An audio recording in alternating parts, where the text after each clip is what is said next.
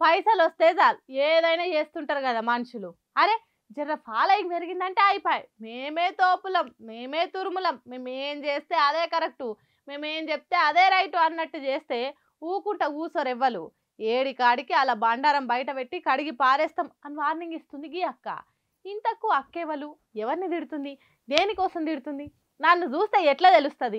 నడువరి వార్త చూద్దాం. పాపం అక్క ఎంతగానం బాధపడుతుందో కదా. మొన్ననే గంత మంచిగా చెప్పింది, పైసల కోసం ఏది పడితే అది మాట్లాడకుర్రి, ఏ వీడియో అంటే ఆ వీడియో చేయకుర్రి అని. అయినా కూడా కొంతమంది ఇన్ఫ్లుయెన్సర్లు పైసలకు ఆశపడి హెచ్సియు జాగా సర్కార్దే అన్నట్టు వీడియో తీసి ప్రచారం చేస్తుర్రు. మొన్నటిదాకా బెట్టింగ్ యాప్లు ప్రమోట్ చేసి మనుషుల పానాలు పొట్టన పెట్టుకుర్రు. ఇప్పుడు ఈ జాగా గురించి ప్రచారం చేసి నోర్లేని మూగ జీవాలను చంపుతుర్రు. అరే జర్రంతనైనా సిగ్గు అనిపిస్తలేదుగా వచ్చిన.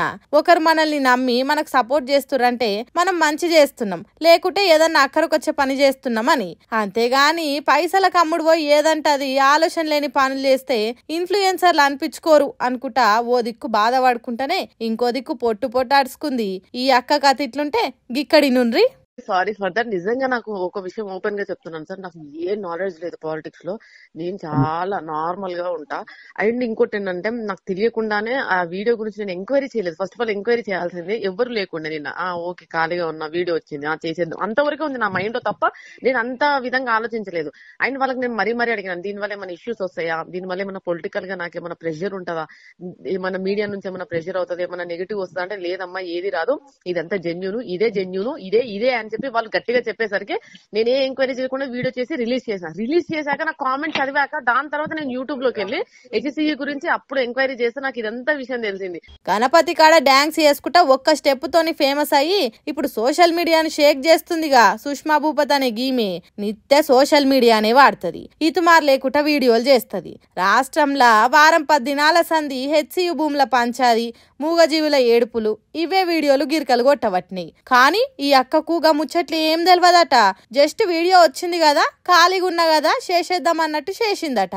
అంతేగాని ఆమె తప్పు ఏం లేదట అన్నట్టు సొక్కపూస మాటలు మాట్లాడుతుంది. ఈ నేటోడు పిచ్చోడైతే చెప్పేటోడు ఏదైనా చెప్తాడు అన్నట్టే ఉందిలే ఈ ఇన్ఫ్లుయెన్సర్ల కథ. పాపం ఆ నోర్లేని జంతువుల ఏడుపు కూడా ఇనొస్తలేదా, భయంతోని అవి వెడుతున్న పరుగులు కూడా కానొస్తలేదా వీళ్ళ పాపపు కండ్లకు? పైసల కోసం ఏమన్నా చేస్తారా? తూ మీ బతుకులు చెడా, మిమ్మల్ని ఫాలో అవ్వడు మా తప్పు అనుకుంటా ఎవరైతే ఇలా వీడియోలకు లైకులు కొట్టి లేపిర్రో వాళ్ళే పిచ్చి బూతులు తిట్టుకుంటూ అరుచుకుంటారు ఇప్పుడు సోషల్ మీడియాలా. జర ఎవరో చెప్తారని కాకుండా ఏదన్నా వీడియో పెట్టే ముందు ఆలోచన చేసుకోర్రి. అది 10 మందికి ఉపయోగపడేటట్టు ఉండాలి గాని నాశనం అయ్యేటట్టు ఉండొద్దు. గుర్తుపెట్టుకోర్రి బాగా.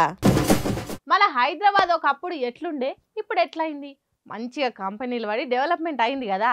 ఎట్లకైనా టాప్ ప్లేస్లో నిలబడాలని గట్టిగా పోటీ పడుతుంది బయటి రాష్ట్రాలు బయటి దేశాలతోని అన్నట్టే ఫస్ట్ వచ్చింది.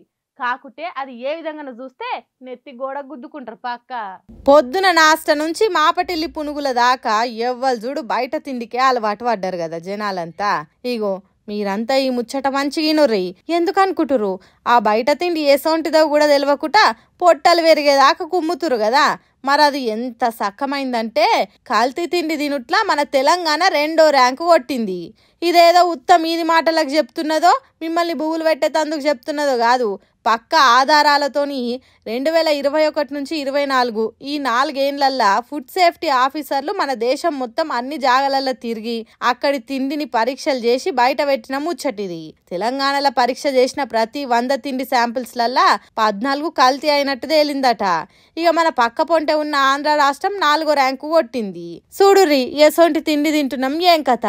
నాలుకేకు రుచి తలిగితే అయిపాయే, లొట్టలేసుకుంటా కుమ్ముతూనే ఉంటాం. మరి ఏం తింటున్నాం, ఎసొంటిది తింటున్నాం, అది మంచిదా కాదా ఏమక్కర్లే. మరి నాలుకేకు కమ్మగా అనిపించేనా, కడుపు నిండేనా చాలు, తర్వాత సంగతి దేవుడెరుగు అన్నట్టే చేస్తున్నాం. కాబట్టి ఇలా కల్తీ తిండిలా 2వ ర్యాంక్ కొట్టినాం. అన్ని రాష్ట్రాలు దేశాలు డెవలప్మెంట్లో ముందుకు దూసుకుపోతుంటే మనం చూడుర్రి అడ్డమైన తిండి తినిట్లో ముందుకు పోతున్నాం. ఎంత మొత్తుకున్నా ఏం లాభం చెప్పుర్రి. కుక్కతో ఒక వంకర అన్నట్టు ఈ వార్తను కొట్టి వారేసి మళ్ళీ అదే ఓటర్ల లైన్లు కడతారు. ఏముంది, ఈ 2వ ర్యాంక్ కాస్త ఫస్ట్ ర్యాంక్ అయితే తప్పితే జనాలు మాత్రం మారరు పోన్రి.